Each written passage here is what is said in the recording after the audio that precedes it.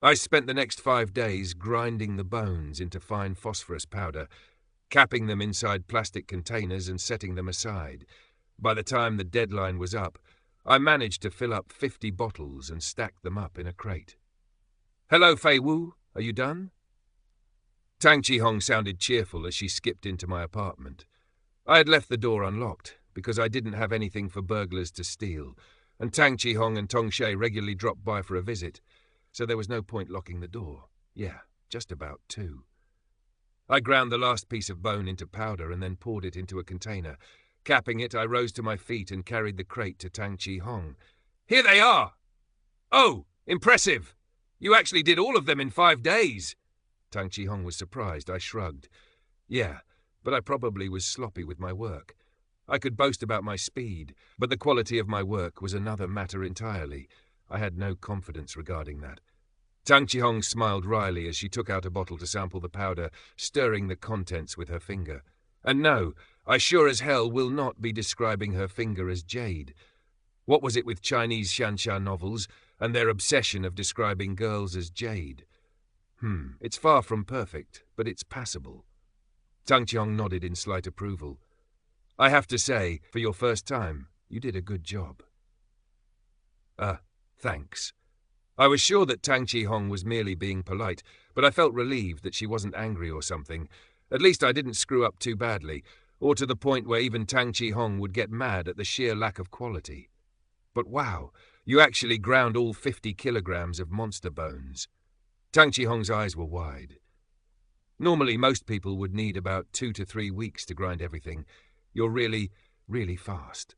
"Huh? Is that so?" "All I did was sit down for 6 to 8 hours a day and did nothing but grind. It was tedious, it was extremely boring, and it was dull, but I just ground over and over and over again until every single bone was grounded into phosphorus powder. What I lacked in skill and talent I compensated for in patience and tenacity." "Good job." Tang Chi-hong sifted the contents of several more bottles before nodding. "Well, they are not perfect, but I can polish them up a bit before using them for spirit armor. You should come along and watch my forging methods too." "Sure." Since I had taken the trouble to pass the examination and join the Nine-Tailed Fox sect, I might as well make full use of my time here and learn as much as possible. To be honest, I knew that Tang Chi-hong was merely using that as an excuse to get me to transport the 50 kilograms of phosphorus powder back for her, but I saw that as good physical training and had no objections in helping her out. Thanks to spending so much time grinding these damned bones every day, I ended up cutting the hours I spent on martial arts training, on practicing the heavenly draconic meteor sword techniques. I should just go ahead and help out with physical labor. Obliging Tang Chi-hong's request, I picked up the crate and followed her back to her residence.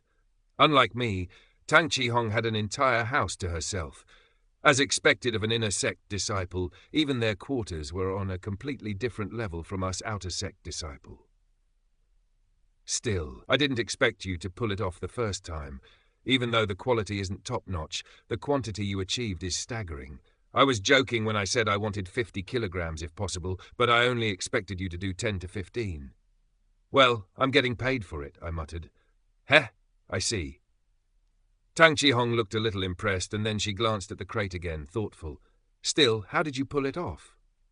"I cheated," I admitted. "I used Google." "That's not cheating." I shrugged at that, but didn't bother to debate further. The both of us then arrived in her house, and I placed the crate of phosphorus powder in a corner of her elegant and spacious workshop. As I said, the inner sect disciples were bestowed privileges and resources that were way beyond that of an outer sect disciple. "All right." Rolling up her sleeves, Tang Chi-hong then began to get to work. Smiling, she turned to me and gestured for me to come closer.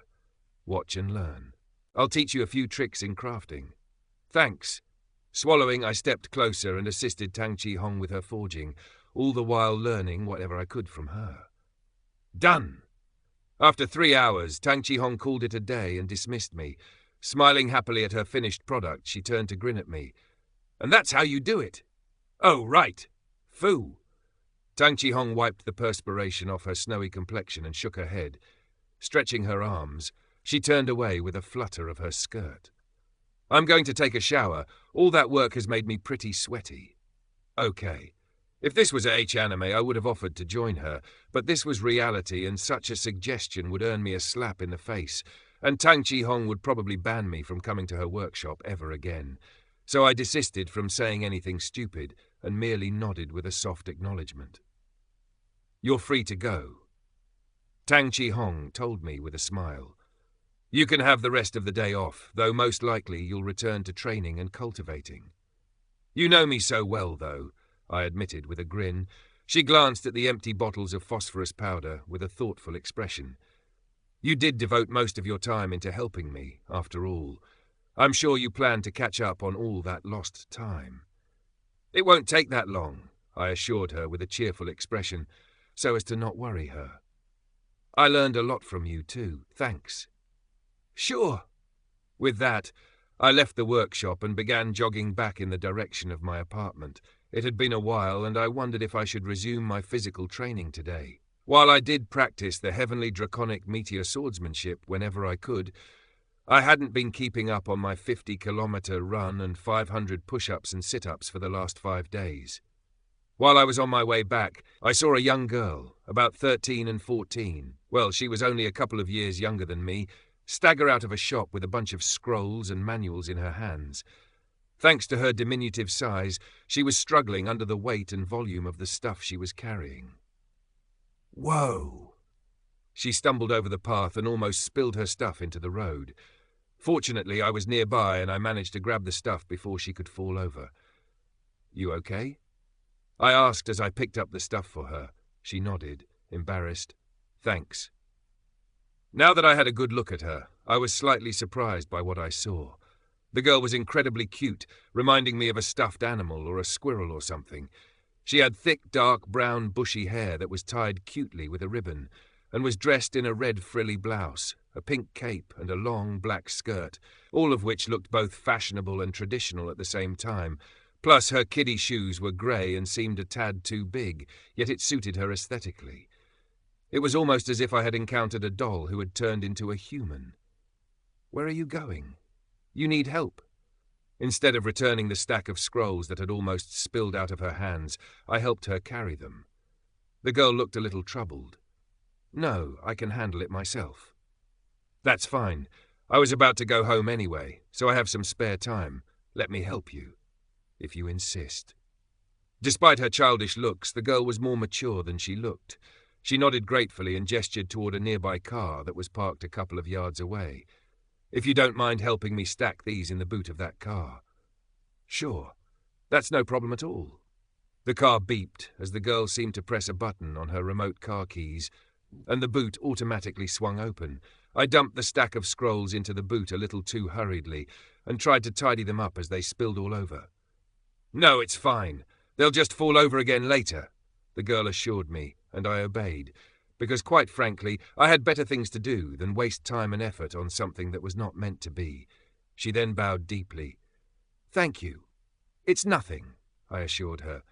Do you need any other help? No, I'm just waiting for my driver. The girl beamed brightly and took both of my hands. Thank you again. No problem.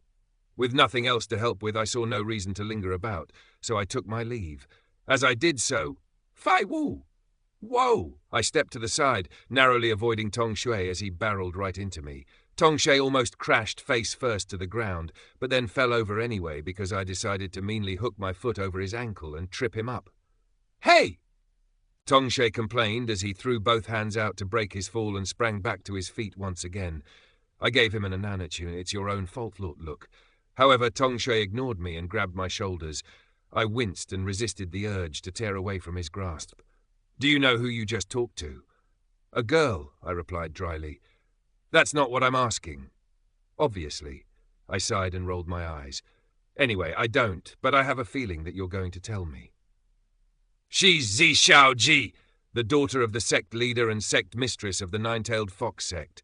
Tong Shui was practically yelling into my face, and I recoiled, trying not to breathe in the air he was exhaling. The guy was too close. Cool. Cool. Is that all you have to say? What do you want me to say then? I was getting irritated.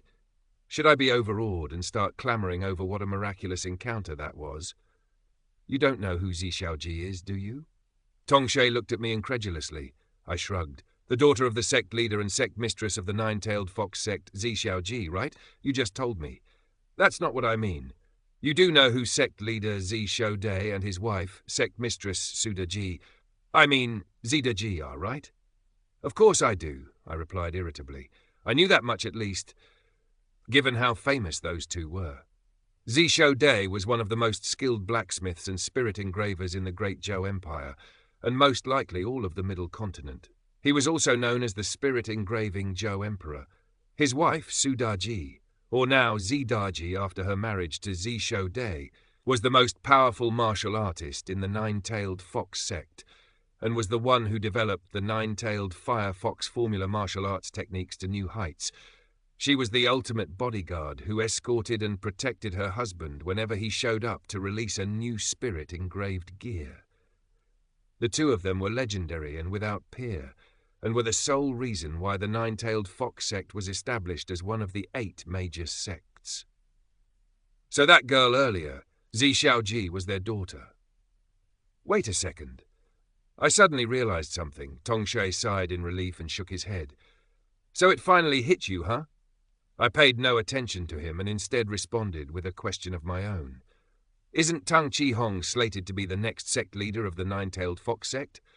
But if the sect leader and sect mistress already have a daughter, shouldn't Xiaoji be next in line to succeed that position over Tang Qihong? Wouldn't that be nepotism? Tongsay retorted, annoyed. Nine-tailed fox sect and a vast majority of martial arts sects today practice meritocracy. The practice of inheriting leadership positions from parents has died out long ago, because it always resulted in the demise of the sect, whenever the only surviving heir turned out to be incompetent. And it always encouraged corruption and factional infighting, so Tang Qihong is selected to be the next sect leader based purely on her ability and solely on merit. I see. I nodded. Given how this was an alternative timeline set within contemporary times, it was natural that such outdated concepts such as primogeniture would die out long ago. But Xiaoji is also a disciple of the nine-tailed fox sect, right? That's right. Tongshay threw an arm over my shoulders. Don't judge her by her appearance. She may be small and innocent-looking, but she's talented as well. Even though she's not as gifted as Tang Qihong or Hu Mei, she more than holds her own against the majority of the inner sect disciples and is constantly ranked near the top 10 or top 20 inner disciples within the whole of the nine-tailed fox sect. Whoa. Yup, Tongshay nodded. She might not be up there with Tang Qihong or Hu Mei, or even Liang Xiaoyang, but she's fairly competent and intelligent. She's quite a good catch, to be honest. Most guys find her extremely adorable and cute. He grinned. But I already have Lian Ro, so I couldn't care less. And even if you're not in an official relationship, I'm sure Tang Qihong wouldn't appreciate you looking at other women. I shrugged his arm away in annoyance. Whatever. Speaking of which, you're done with Tang Qihong's assignment. Yeah, I affirmed. Going off to train now. What about you? Done with Lian Ru's task? The crestfallen expression on Tongshay's face told me everything I needed to know. Far from being sympathetic, I coldly bade him farewell and returned to my apartment to get ready for my physical training. In the end, I met up with Tongshay again so that we could head to the cafeteria for dinner together. It was much better to eat with company than to eat alone, after all. So tiring. Despite not running 50 kilometers like I did, Tongshay looked utterly exhausted. Evidently, Lian Ru was pushing him hard. At least I completed my task too. Tongshay turned to glare at me. How did you do it so fast? I almost died just to catch up with you. Why are you trying to catch up with me to begin with? Tongshay winced. Lian Ru heard from Tang Qihong how you completed her task in record time, and she couldn't help comparing me with you. Oh, my bad. You don't sound sincere. Tongshay growled. I grinned and shrugged nonchalantly to show that I didn't care. How mean! His complaints were drowned out by an altercation in the cafeteria. There was a loud noise, and suddenly something exploded at the back of the cafeteria, with tables and chairs flying in all directions, accompanied by debris of food. What a waste of food. I thought as I watched the stuff got pasted to the floor next to broken furniture and splinters. "You bastard!" However, a cry caught my attention. Craning my neck, I caught sight of one of the seniors confronting a very familiar figure. "Do you think you're so impressive? Remember, you're just a newbie who only entered the sect a week ago. What is with your attitude? You think you can get away with disrespecting your seniors, huh?" Xianxia raised his head to stare at the bigger senior coolly, his eyes as cold and indifferent as ice. "Respect has to be earned, not demanded, senior." "Perhaps," the guy growled. "And maybe I don't deserve respect, but that's no reason to disrespect my sister." "Oh, wow." Tongshe shook his head in sympathy as he watched the conflict unfold. All the other disciples were watching, fascinated by the dispute and eager to see blood spilt. While I was curiously spectating from the sides, I was not as enthusiastic to witness violence right before a meal. Well, I would rather not see violence even if I wasn't about to eat. Of all the people to piss off, that Xianxia just had to go and offend Senior Pang Feng. Is he an idiot? Why? You don't know who Pang Feng is? Tongshe's jaw dropped. I shrugged. Should I know him? Dude. Tongshe buried his face in his palm. I frowned. Hey, I knew about Zishode and Sudaji, now Zidaji, and I knew all the famous and legendary figures in the Great Zhou Empire, and I was pretty sure my knowledge of history far surpassed his, but he was acting like I was an ignorant fool, just because I didn't know any of the supposedly promising martial artists and cultivators of our generation. I would say that I had my priorities right. Turning my gaze back to Pang Feng, I tried to assess him. He was a huge guy, over 2 meters tall, had a handsome face, and was dressed in dazzling golden armor. How extravagant. Those polished surfaces would lose their shine in a real battle, which was often full of mud, soil and sand. I didn't understand why people bother to color their armor gold. But whatever. But it wasn't his armor that concerned me. The guy was brimming with sturdy chi, and even from this distance I could sense how tough his physical body and endurance were. He exuded sheer strength, his muscles coiled and densely packed. Most likely he cultivated a powerful defensive martial art. That guy is pretty strong, I murmured out loud. Of course he is. Tongshe laughed bitterly. Pang Feng is the Cloud Sky Mountain's most talented disciple for years. His golden indestructible body formula is outstanding, and he has built up quite the terrifying reputation for being unbreakable. The sect leader of the Cloud Sky Mountain also has high expectations of him. When he informed everyone that he would be accompanying his sister to the Nine-Tailed Fox sect, he caused a commotion in Cloud Sky Mountain. Even the sect leader stepped in personally and tried to convince him to stay in Cloud Sky Mountain, promising to give him every resource the sect possessed. I take it that he failed to persuade this Pang Feng, I commented dryly. Tongshe nodded with a smile. Well, Pang Feng is an orphan. His parents were famous Cloud Sky Mountain martial artists who were killed in battle a long time ago. His sister is the only family he has left right now, so she's everything to him. He basically raised her up single-handedly when the two of them were forced to grow up together on their own. That sucks. I was glad I still had my parents. Family was such a precious thing. You never realize how important they were until you lose them, at least in my case, anyway. Yeah. Well, Pangyan always expressed an interest in forging armaments and spirit engraving, and she aims to become a reputable spirit engraver. That led to her deciding to join the Nine-Tailed Fox sect. Pang Feng resolved to follow her here, just to make sure he can continue to look after her. For that reason alone, he even rejected the Cloud Sky Mountain's sect leader's offer to take him personally as his direct disciple. Blood is thicker than water, I remarked sagely as I pushed my glasses up my nose. Tongshe chuckled at that. Very true. So, you think this Pang Feng will beat Xiaoyang into a pulp? That wasn't some random thought, but something I picked up from the conversations all the other spectators were having. They were all talking about Xiaoyang's folly and mourning his defeat, even though the battle hadn't even begun. It's highly unlikely that Xiaoyang will be able to avoid getting beaten up one-sidedly, Tongshe replied. But it's strange. Pang Feng has a good reputation, someone who's supposed to have an upstanding character and earned everyone's respect through his strong sense of justice. He frowned as he assessed the situation. It appears that Xianxia has provoked or offended his sister, which is why he's so angry.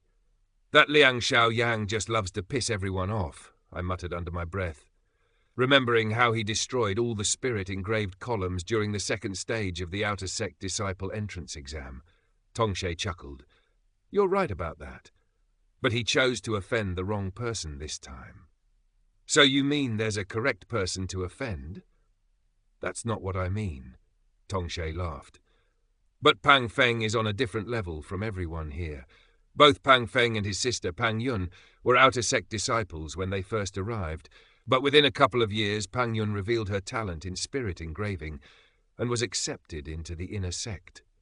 The Inner Sect elders personally taught her and regarded her highly, not unlike that of Hu Mei'er and Tang Chi Hong. Heh! Like I cared, since we were going to forget who the hell these characters were a few chapters later, but it never hurt to pretend to listen. On the other hand, Pang Feng has no interest in forging equipment and only wishes to devote himself to martial arts. His mastery of martial arts and combat was unrivaled in his generation. He will most likely join the Bloodblades, the venerable combat division of the Nine-Tailed Fox sect. Bloodblades? I asked, finding the term unfamiliar. However, for the Nine-Tailed Fox sect to possess their own combat division was not surprising. I just hadn't heard of the title Bloodblades before. The Nine-Tailed Fox sect is not solely a blacksmith sect, after all, Tongshay explained gravely. With many branches all over the Great Zhou Empire, they need competent staff and members. The transportation of spirit-engraved gear and armaments, for example, have to be escorted and protected by powerful martial artists. Given how there's also a high number of Inner Sect disciples who specialize only in forging equipment but aren't very good at fighting, they require bodyguards whenever they head outside Tushan City. That's why Nine-Tailed Fox sect requires powerful martial artists to protect the sect. There is a branch of the sect dedicated solely to this, which is the Bloodblades. It's responsible for combat, military missions, assassinations, escort, bodyguard duties, protection, subterfuge, intelligence, and counterintelligence. Pang Feng is aiming to join the Bloodblades when he made the decision to join Nine-Tailed Fox sect. He will not hesitate to use his martial might to protect his sister whenever he deems it necessary. Oh, just like how Sect Mistress Zida Ji is the bodyguard who protects the sect leader, Zisho Day. I nodded in understanding. Tongshay grinned.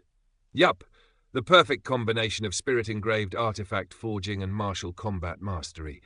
The most talented spirit engraver in the Great Zhou Empire, coupled together with one of the strongest martial artists in the Middle Continent. That's exactly what allows Nine-Tailed Fox sect to flourish in the present and establish their status as one of the 8 major sects. Cool. Just so you know, Sect Mistress Zida Ji is the leader of the Bloodblades. Tongshay informed me proudly, then he dropped his voice into a whisper. I'm also aiming to join the Bloodblades. I've no interest in forging spirit-engraved gear, but I want to protect my Lianru, so I did my best to learn forging methods. Good for you. Come on, I know you joined the Nine-Tailed Fox sect for Tang Chi Hong. Tongshay nudged me mischievously. I sighed. Actually, no. I never thought about joining the Nine-Tailed Fox sect at all, but I got scouted by Elder Zhao, who asked me to try out the Outer Sect Disciple exam. I thought I might as well give it a shot, and, well, here I am. I didn't expect to pass the examination. Well, most of the stuff they asked was taught in alchemy class in school. Tongshay didn't seem surprised. He patted me with a grin, but then frowned. Then where did you learn that spirit engraving from? Elder Zhao seemed pretty impressed by it. That. I obviously couldn't tell Tongshay, and I tried to think of an excuse. Fortunately, I was saved by a sudden crash. Pang Feng and Liang Xiaoyang had come to blows.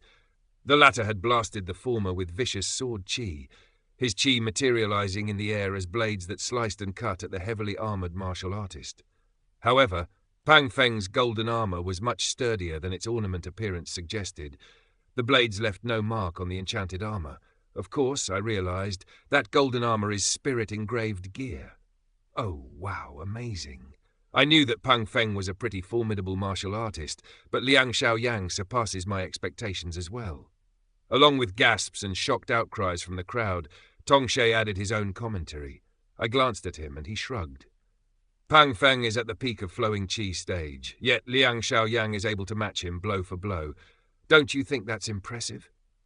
Is there any meaning to all these stages and levels when all of you guys have been receiving artificial qi? I grumbled under my breath. Tongshe ignored me. Fei Wu, you should be careful. If you really want to get close to Tang Chi Hong, you have a difficult path ahead of you.